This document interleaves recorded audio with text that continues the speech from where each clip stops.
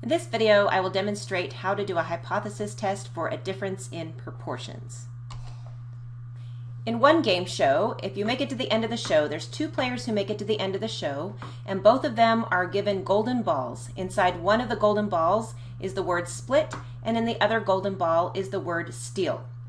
The players have to choose which ball they are going to play. If both players play the split ball, then the jackpot is split between both of the players and they both go home winners. If one player chooses a split ball and the other player chooses a steal ball, then whoever chose the steal ball gets all the jackpot. And if both players choose steal, then they both get nothing. So what would you do, split or steal? This question was asked of a group of people, and we want to find out whether males or females are more cooperative. That is, whether they'd be more likely to choose split rather than steal. The first thing that we're going to do is we're going to define our parameters. So we are dealing with categorical variables here. We have gender and then split versus steal. So that's two categorical variables, meaning that we're looking at the difference in two proportions. So when we define our parameters, we have two proportions that we are going to define. Let's define PM as the proportion of males who would split and PF as the proportion of females who would split. Next, we need to write our hypotheses. Remember, the hypotheses are always written about our population parameters, which in this case is that PM and the PF. The null hypothesis always has the equal sign. So especially in a two-way comparison case, the null hypothesis is easy to write because we're just going to set those two quantities that we're comparing equal to each other. So null hypothesis is that PM is equal to PF. For the alternative hypothesis, we have to choose between greater than, less than, and not equal to. And we're going to base that on the context clues in the question. In our case, we wanted to know, are males or females more cooperative? So we weren't sure which way it was going to go. Could go either way, males or females being greater. Therefore, we're going to use a not equals in the alternative hypothesis. Here's the data. Next thing we want to do is calculate our sample statistic. Since we're looking at the difference in population proportions, our sample statistic is going to be the difference in the sample proportions. So we calculate the proportion of males in the sample who would split by taking the 140 males who said they would split divided by the total number of males, which gives us about 0.520. Next, we calculate the proportion of females in the sample who would split by taking the 100 female splitters divided by total of 305 females, which gives us 0.534 for our proportion. And then we can calculate the difference in those two proportions by subtracting to get negative 0.014. The next step is to calculate our test statistic and use that to help us find the p-value. The formula for the test statistic for a test of difference in two proportions looks like this big thing right here in the blue box. It follows the same basic format of all of our test statistics, where we have the sample statistic minus the null value divided by the standard error.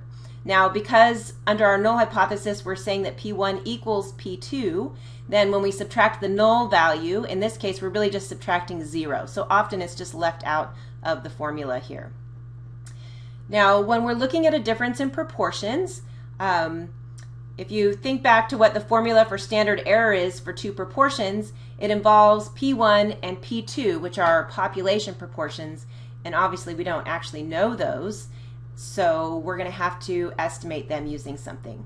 When we're doing a hypothesis test, then we're assuming that the null hypothesis is true, and if the null hypothesis is true, then P1 equals P2, and we could just put all the observations together into one big happy sample. We don't need to keep separating everything. So in order to calculate this test statistic, we calculate something called the pooled proportion. It's this little p hat right here. The pooled proportion is calculated, just like I said, by putting everything all together. So we're going to put the total number of successes in both samples combined divided by the total number of observations in both samples combined.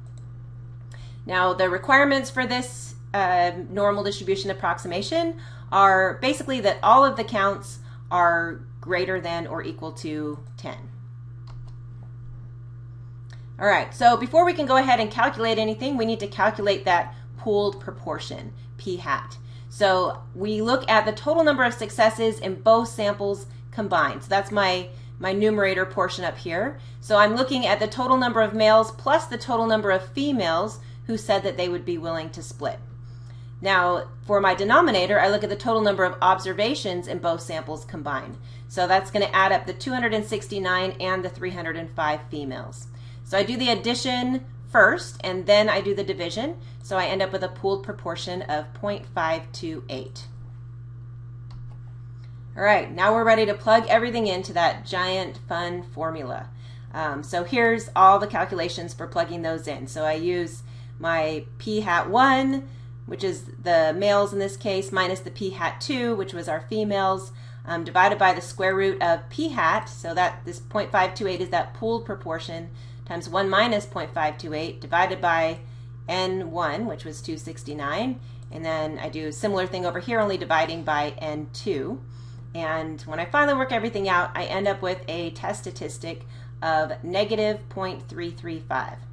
Now, if you follow along in these calculations, you realize that this is a lot of calculating and there's a lot of room for mistakes.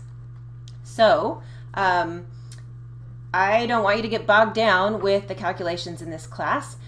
So there's this awesome website that will actually calculate these standard errors for you on these big nasty problems. So the denominator of this test statistic is the standard error, and we can use this visualize applet found at this website to calculate that standard error.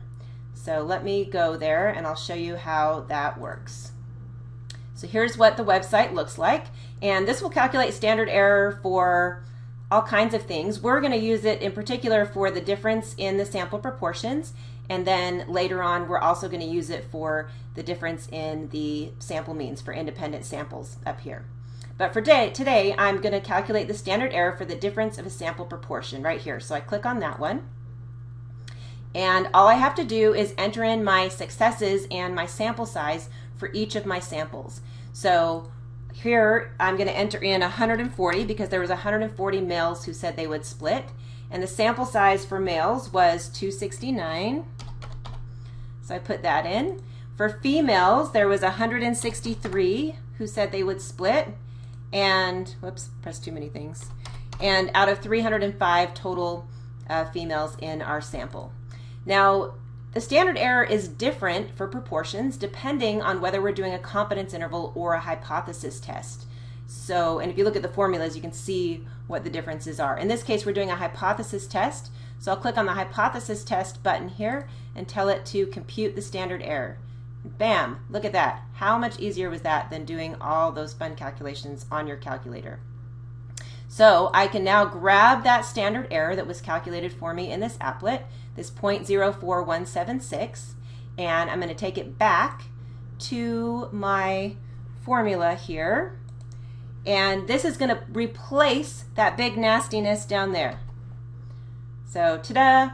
I can just take that number from the applet. Instead of doing all those calculations, I can put it as the denominator in my test statistic formula. That will help me find my test statistic of negative 0.335. So this quantity is what we call the test statistic, and the test statistic is used to help us find the p-value.